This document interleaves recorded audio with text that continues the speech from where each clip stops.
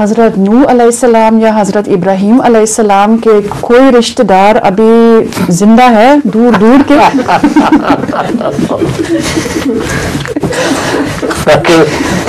نوح علیہ السلام کے رشتہ دار اس وقت میں کیسے زندہ ہو سکتے ہیں؟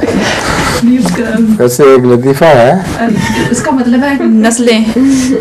ابھی بتاتا ہوں.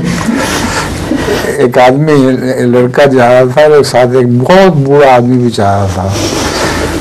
تو اس آدمی لڑکے نے اپنے بابا جی سے پوچھا کہ بابا جی آپ حضرت نوح کی کشتی میں سوار تھے؟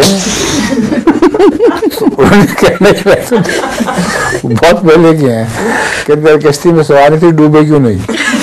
مطلب اس کی عمر کے لحاظ سے میں سمجھا تھا کہ اس کو ہونا چاہیے نوح تک. آپ کا سوال بھی ویسا ہی ہے، کے زمانے کا کوئی حال نہیں. آپ کی اولاد میں سے زندہ ہے کہ نہیں؟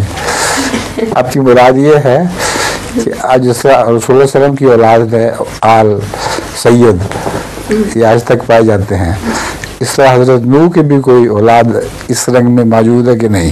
یہی مطلب ہے نا آپ کا؟ ہاں تو ہمیں اس کا علم نہیں. بالکل وہ لوگ آہستہ آہستہ مٹ گیا، ختم ہو گیا.